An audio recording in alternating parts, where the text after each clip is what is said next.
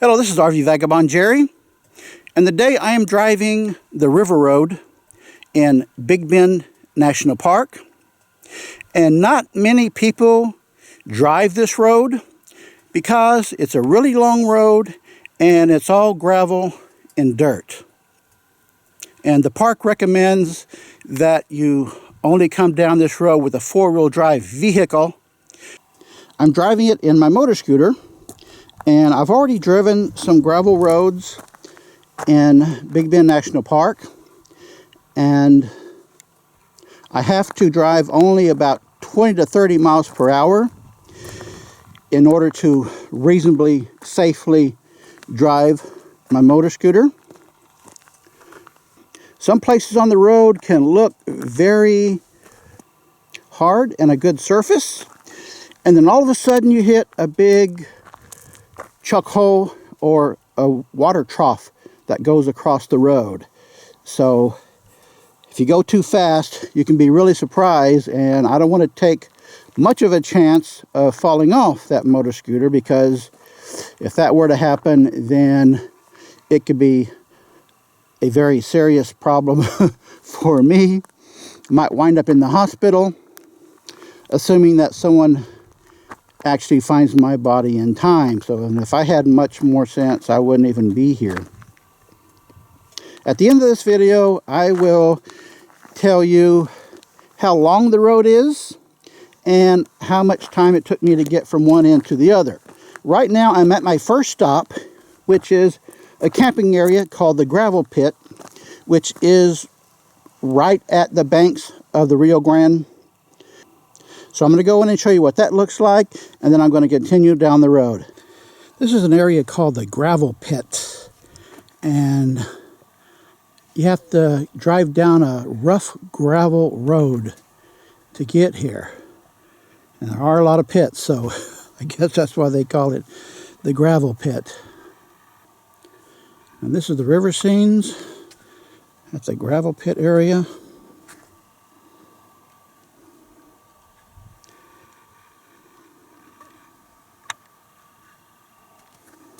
It's real muddy here on the shore.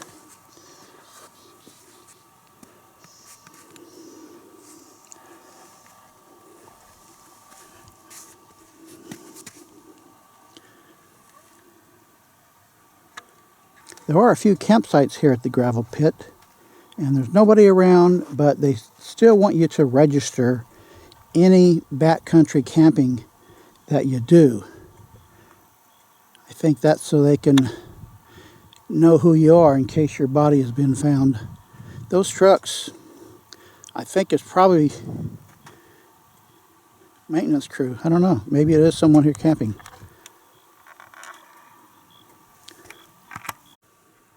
This is one of the campsites at the Gravel Pit area, and every single campsite in the park has one of these for you to put your food in to keep the bears away from it.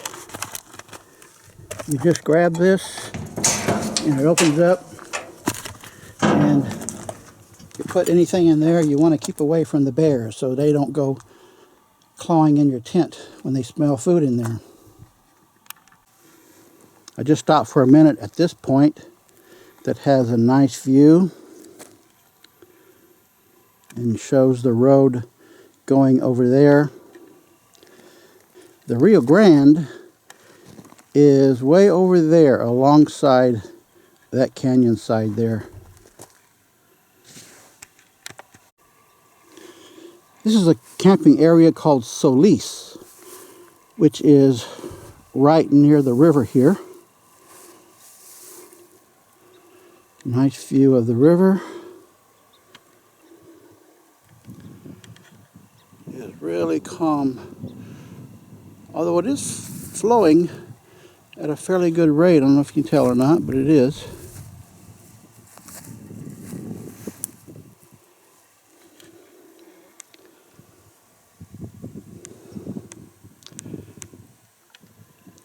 There's a rocky, kind of muddy area here where you can easily get into the water if you want to go swimming. It's very peaceful, no rapids around here.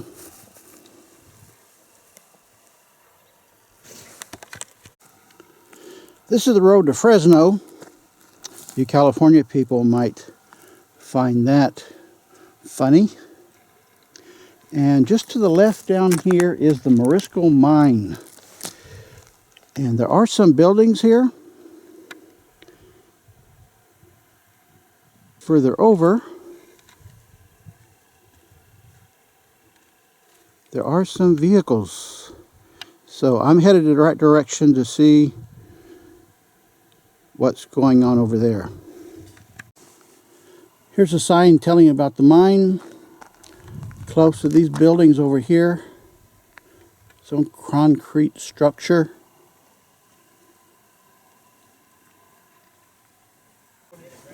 Here's a warning sign.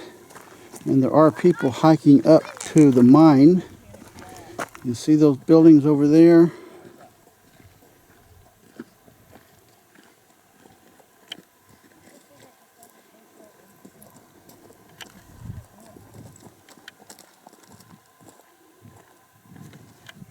I've gone up the trail quite a ways here to get a good look at these structures.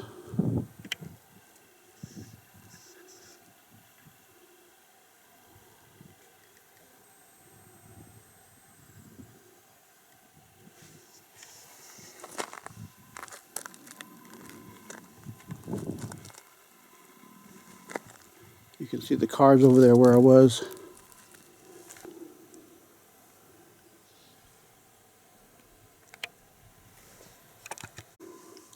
This is further up the trail, and I see another interesting structure here.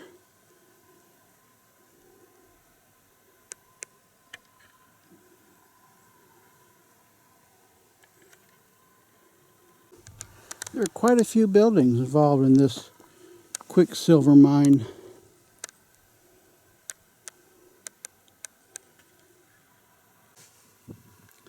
I thought this was a nice skyline at this point.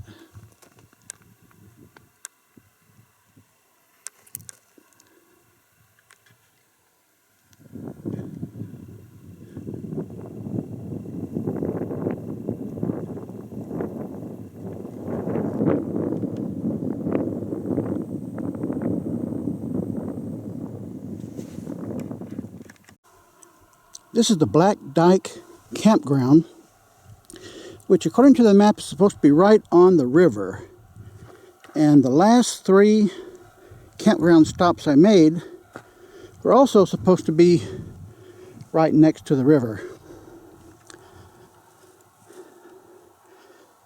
But I never could see the river for the trees.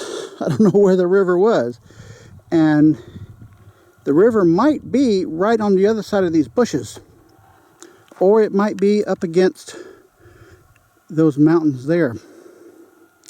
There's a canyon right there. I thought at first it might be Santa Elena Canyon, but it couldn't be. Santa Elena Canyon is miles off to the right. So I've been really disappointed that the river road doesn't have more views of the river. I only found a couple that did. So I'm a bit disappointed at this river road trip for not being able to see more views of the river. Well, that's the way it goes. Okay, now I am at a point just above Black Dyke Campground where there's a higher elevation and an overlook. And the river is right there. So it was right past those bushes. You can see here. But anyway, I finally got a good view of the river for the last many, many miles. So there you go. The Rio Grande. Where it goes from there, who knows? This is the Buenos Aires campground, and I went over and talked to those people in the camper there, and they said you cannot see the river from here. All you can see to the other side of them is trees and bushes. And they said the Santa Elena Canyon is way off to the right. I think that's it right there. So what I was thinking was the Santa Elena Canyon way off to the left definitely was not it. It was just a one that looked similar to it. So this is my last stopping point. My last chance to see the river was abated, you might say. Well, I do have another good vista point here. I noticed that dome rock over there.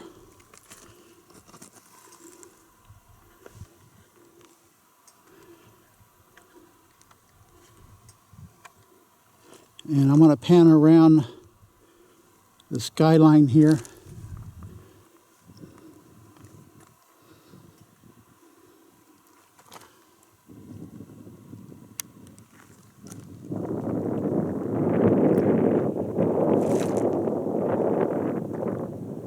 So there's some good views along the way. The problem is I have to keep my eyes right down at the road because there's so many obstacles I have to try and miss. So I'm not being able to enjoy much of the scenery along the way. Here is a much closer view of the Dome Rock. And the sun has now gone down below the canyon side there.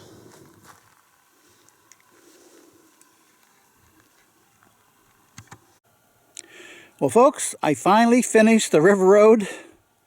It was 70 miles, and it took me 6 hours to make it on my motor scooter.